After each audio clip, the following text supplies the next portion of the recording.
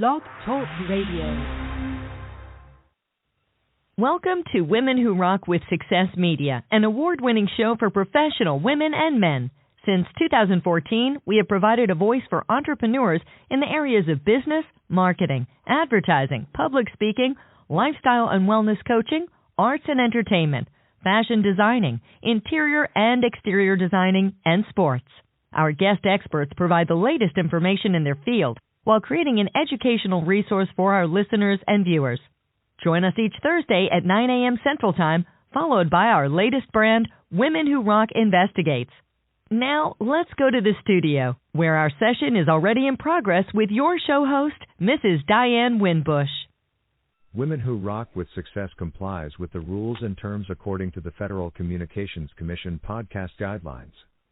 The views and opinions expressed by our guests are their own, and their appearance on our digital media platforms does not imply an endorsement of them or any entity they represent. All guests who embrace our media stations are experts who are licensed in their fields of occupation. All rights reserved. Hey, good morning and welcome to Women Who Rock with Success Media. This is Miss Diane Winbush. And so thank everyone for tuning in. I hope everyone has had a great and wonderful week. I have a cold, and I'm not trying to let it get into a flu, so please forgive me for that. And so today we have a exceptional guest. You know, we have been talking about filmmakers, film directors for the last 6 months, and then also we have had some wonderful, exceptional guests from Canada, you know, and I was telling one of the producers, look, you know, they better look out here in the United States because Canada is really coming up with some very, very successful, especially African-American women that are producing a lot of content that really speaks volumes in many areas. And so that is very, very important where we can be able to be diverse. That's important. We don't want to be making films just for this person, for this ethnicity, this religion, this background, this race, or what have you. But it's very, very important that we sometimes can get to the meat and potatoes of what an individual is actually going through. Then people can also relate to the film as well as to their own lifestyle. So today we have an exceptional guest, as I stated before, in the studio that's going to be talking to us about her latest release. And we welcome to the studio. She's a CEO, and she's also a filmmaker and a producer. We welcome this morning Miss Shelley Jarrett. So good morning. Good morning. Good morning. Thank you so much for having me. You are so welcome. You are so welcome. We're just excited. We're excited about your release. We know that this is Black History Month, and I think the release is very, very timing at this point. And I think it's going to be timing for years to come. So we're going to get a little bit of information about you. So tell us a little bit about you. Tell us a little about you, kind of like growing up and kind of what kind of, I guess, spiked you to be able to get into the film industry. Okay, thank you so much for that. Yeah, so my name is Shelley Jarrett. I'm an award-winning entrepreneur, a magazine publisher, documentary filmmaker, women's advocate, and also a podcaster. And so my business background started 12 years ago. I first had an image consulting company. Then I moved on to being in the financial services. And then when I left corporate about 12 years ago, I started my own company and started doing my own things and answering to my own self. And that's taken me on a journey, pretty much always working with women, with domestic violence situations. And then Me Too hashtag happened in 2017, and having a magazine, a media platform, I thought it was important for us to take a look at our diverse, marginalized and racialized communities, because when the Me Too hashtag broke, it was primarily talking about women in high-profile entertainment industry, political arena, and the media was not looking at our basic common everyday women. And so I ran an article, and to my amazement, there were women that were wanting to tell their stories. And we first ran a story on 5 women, and I approached them. I did not know any of the women. They were diverse women.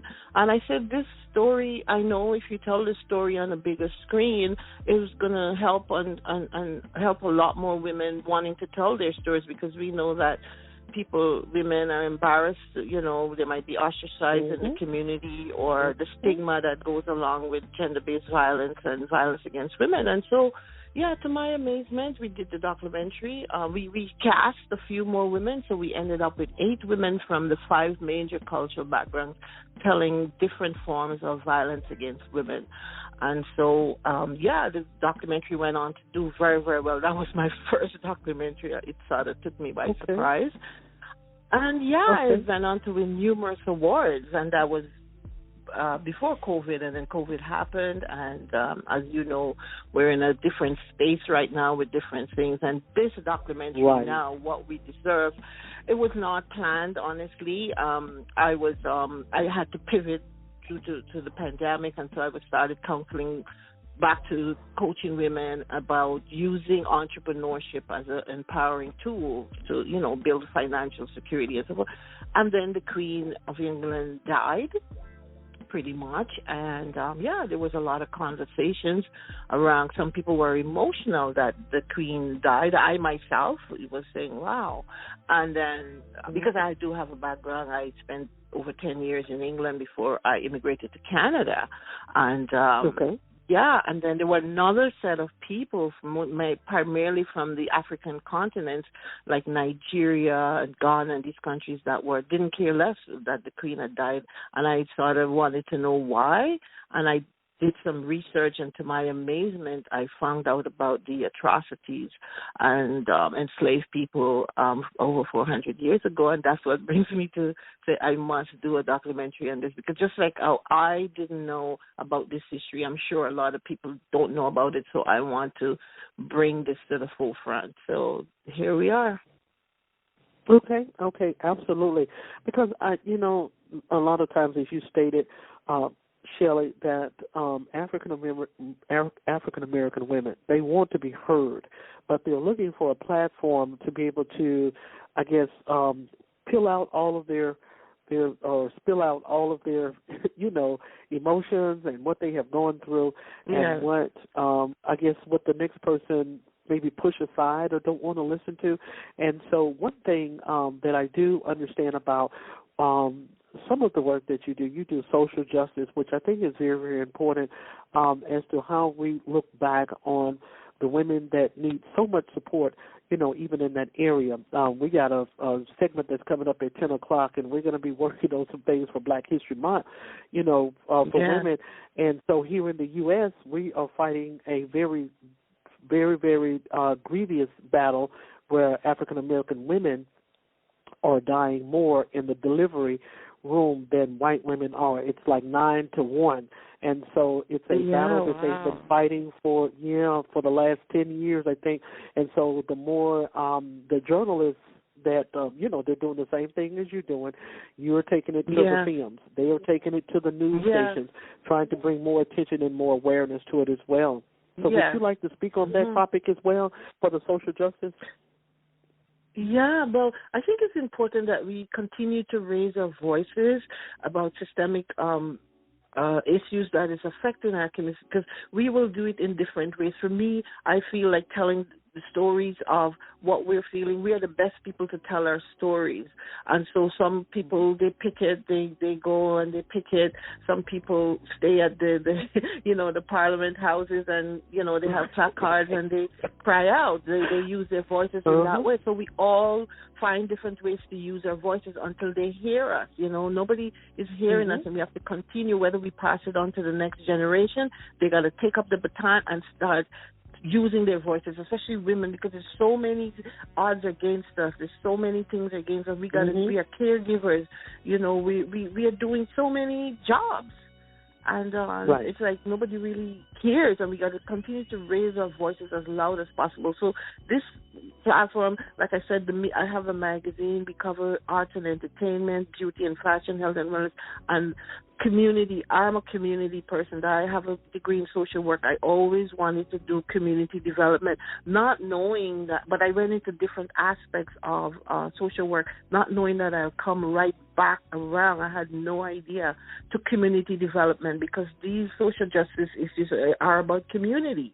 right? And about our community, preferably. So it's very important. And so I use my platform, especially in the magazine, to give women that, I call it ordinary women doing extraordinary work, and nobody seems to pay attention to us. I always have a platform that I feature women that in business, doing their small businesses, and they're doing extraordinary work. And so women are always first on my mind, and then the larger population. Like I said, I did not plan on this, but I think this movement now, because of the king is going to be a coronation, I think in May coming up, there's a lot of conversations and a lot of talk about reparations for descendants of enslaved people, because some of these issues that we are having, whether it's health, like you just mentioned, housing, debt, all these things is affected because we were enslaved. Like we never got a chance to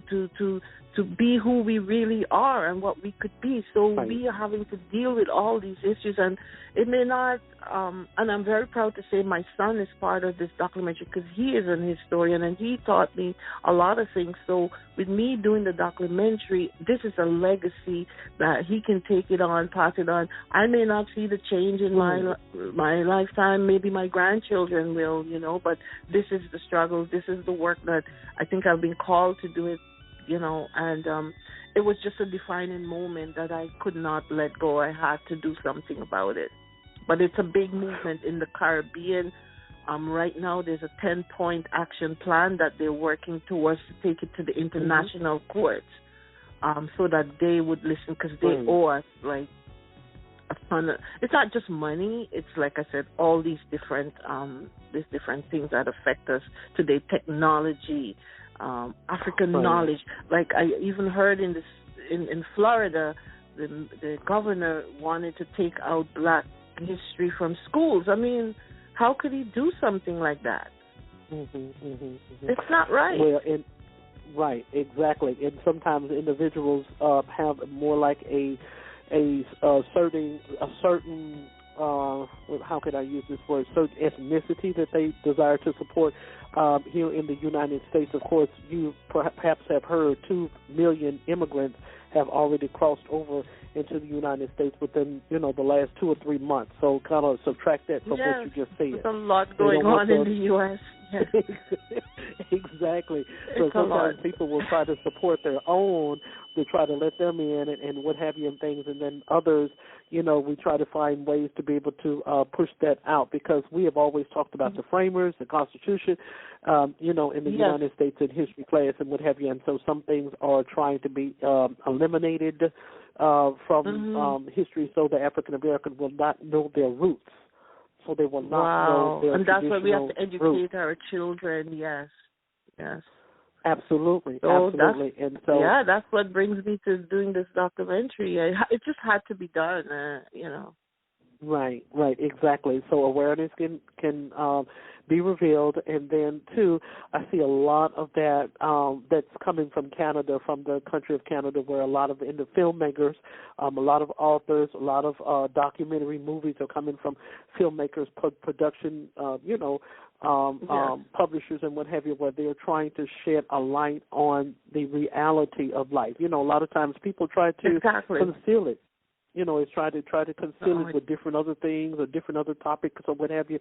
But it seems like there's a push in that area where there's a lot of African American, filmmakers such as yourself that are bringing a lot of awareness to what's going on. And even I'm going to say this, Shelley. Exactly. Especially now when we have in the classrooms and things too. Here in the United States or the U.S., they have a pretty good stigmatism that's going on there too, a stereotyping, even with the African Americans and with their children. And so if people do not step out and say anything, I think the film and the screen is the biggest voice. I think, a lot of individuals use different types of other communication like, podcasting and what have you, but I think a film would also get the attention as well. So, we applaud you for whatever that you're bringing to the screen to be able to be entertainment, art, whether it's to be able to bring knowledge, and that's kind of what I'm hearing. It's more of a knowledge. That's powerful, because trying to bring the knowledge. Knowledge is power. Yeah. My goal really with this film is to educate, empower, and communicate. Let's learn together and let's start to make some changes. We're a very diverse world, diverse community. People need to understand what we went through, why it happened, and do put things in place, structures in place that it does not happen again. Our children and grandchildren should have a much better life than we do. They should not have to go through this struggle. And the way things are going right now is a constant struggle, it's a constant battle. And the more we start talking about it, the more we bring it to the forefront, like I said, changes may come. We're hoping. Our hope is that we continue to bring these issues and somebody listens somewhere and get it at some point. Absolutely. And I think some people may already have it. It's just sometimes, even with things like this, sometimes individuals will still try to muffle. They'll still try to muffle and push it back. So it will not come, or might not be talked about or come to full fruition or what have you. So, people like you'll have to keep pushing, have to keep forcing it out.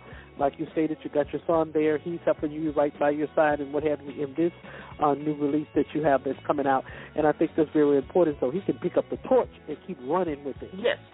There's a scripture says, write the vision down, make it plain, that he that reads it will pick it up and he'll run with it. And so apparently that's what your son will be doing. He's going to run with that. Yeah. Amen. I love that. Absolutely. Yeah, that's the whole idea. And there are some people are going to say, "Well, why are you bringing this up now? You're re-traumatizing us." And I make no apologies for that. We got to know where we were, and we got to know where we're going. That's the whole thing. We got to know where we're going, and if we don't deal with the past, we'll continue to be traumatized. We have to stop at some point and realize we just have to deal with these issues. So I know I'm going to probably get a lot of backlash, but that's okay. I'm up for it because it's truth, and we have to speak truth to power, right? So who don't want to watch the film? That's fine. But there's a lot of people that want to know about it, and there's a lot of people that want to have knowledge. And really, I don't see why they won't want to know about their history, because you cannot erase history. Right. Right? Absolutely. It happened, and you got to just deal with it. So, there might be in the film, there might be some triggers, yes, of course, from images and so forth, but this happened. I didn't make it up. I did the research. The research is there. Google doesn't lie. Archives doesn't lie. So, the truth must be told. And, we will all deal with it in our own way. For me, I got more excited when I saw so much history. We've got so much history. We're such a powerful people, right? Right. And this is what this is where the fear comes in. This is where fear comes in. We're so powerful. Can you imagine they paid the slave owners, but they didn't pay the slaves? Like, how is that? How is that right? Right. Absolutely. We want to say repair the wrongs, or up to the wrongs that you've done, right? And pay us. Like how you pay everybody else. Right. If the awareness is not there, then our generation will forget about it. And once they forget about it, and there's no type of content that they can reach back and research, exactly. If there's no films that and they can go back and continue to be confused. Right, and they won't know how to manage what they are going through. Because, like right now, another issue that is kind of surfaced here in the U.S., and that's voters suppression. That's what they're trying to do. Yeah. They're working on ways to try to stop the African American race from voting. We're not going to give you any water. Yeah. We're not going to give you anything, while you're waiting on to vote or what have you. So. Exactly, and so that's trying to that's trying to rewrite the Constitution, because the Constitution gives us legal rights, all of us legal rights, to be able to have the right to vote and what have you. And so and I think this is so important for things like this to be able to be, surfaced out, films, podcasting, books to be written. If our children and their children and their children is not aware as to what the struggle was, as you mentioned before, they will not know how to combat what they're going through. It won't be no literature, it won't be anything for them to be able to research. Well, dog, my mama didn't teach me about this. Why she didn't tell me about this? Why this person? Why did I learn this at church? Why did I learn this here? Yeah. Because we have to be careful that individuals are not removing rights from people to be able to publish and also to be able to share, with others. However, the other person's opinions is, that don't have anything to do with the filmmaker itself. So, no matter what type of reviews that you perhaps may be getting or out from the, movie once it come out, the documentary on the 18th, that's not the issue. The issue is get it out there. That's the issue. Yeah, that's what is very, very important. Take us a little bit the knowledge. Exactly. Take us a little bit into what we deserve, just a little bit. Take us a little bit into the trailer part, the trailer content of what we deserve, and then we can be able to get a full generalization as to what the audience can be able to expect when the film is actually released. So talk to us a little bit about that. Oh, for sure. Okay, so it talks about first of all, the legacy of Queen Elizabeth and her generation, the first kings and second kings and so forth. It talked about how it was a business back then in Britain to colonize and enslave people. It was a business, and so these people were taken from Nigeria and places like Ghana and Kenya and these countries and shackled in ships to the Caribbean, and which is part of the Commonwealth, to countries like Guyana. That's where I was born. Countries like Barbados and Jamaica and Antigua, and so it's a lot of the film. The narrator, he is from Barbuda. And he talks a lot about the 10-point action plan, because this is something that is affecting the people in the Caribbean. Well, blacks all over, because some of the Caribbean people immigrated to Canada, of course. We didn't go on. There was a Windrush generation in England. I don't know if you heard much about that, but those were some of the Caribbean peoples that they brought back to England, and they had to pay. They were the ones that. The debt, there was a big debt, and off of the backs of the black people paid the slave owners. All that is wrong. And after that debt was paid, they still wanted to send these people from England back to the Caribbean. And, it's like, why this injustice? Like, you're just using our people, right? And so, so it talks a little bit about those struggles, and primarily about, it's been decades, five centuries that they've been trying to get reparations for the slave, the descendants of the slaves, and make wrongs right. And so what it looks like now is the coronation is going to be King Charles. I think went to Jamaica just last year, the year before, and he talked about some things that he's willing to take a look at and, just listen. I think that's what was said. So they take him up on that point, and so they're waiting until, the coronation happens, and then take it back to the British Parliament, this 10-point action plan. These are the things that we want. This is the things that we are entitled to, and start the conversation. So it's a matter of starting conversations and see what happens and repair for this injustice that has been done.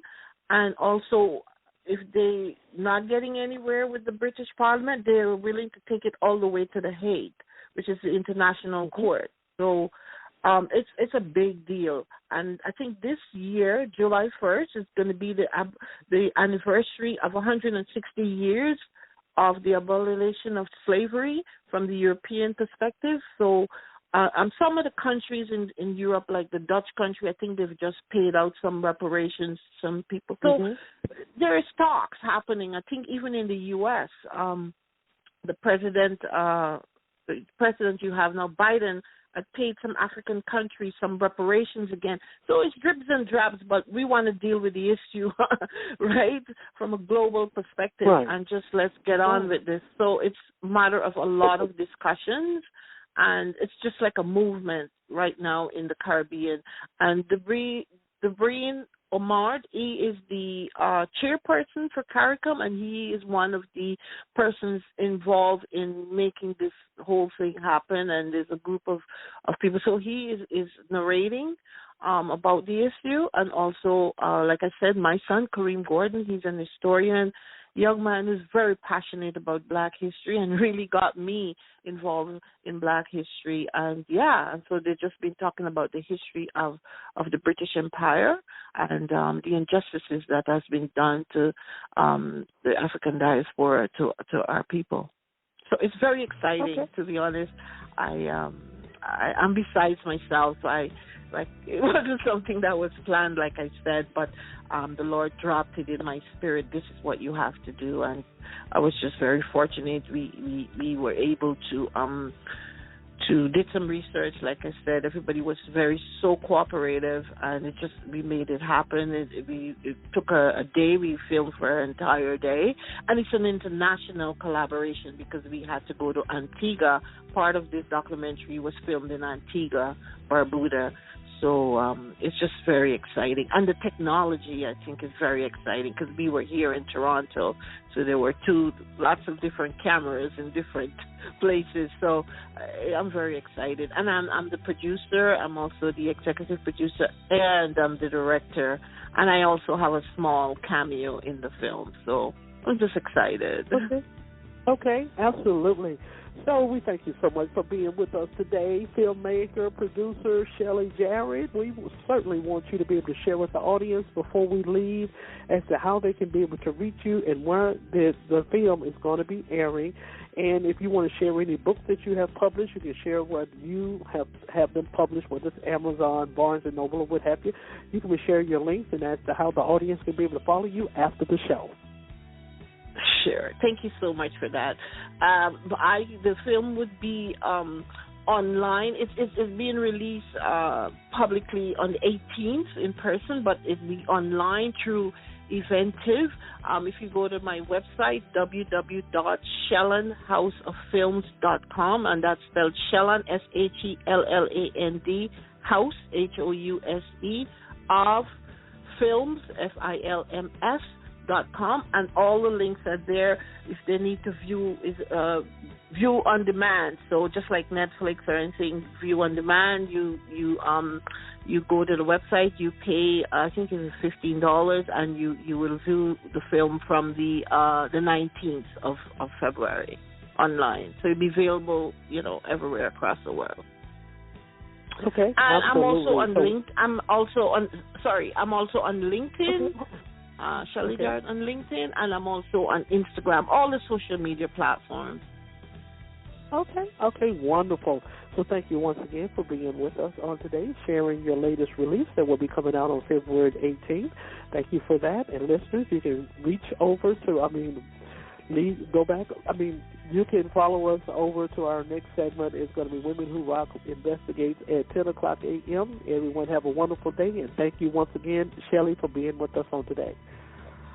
Thank you for having me. Have a great day.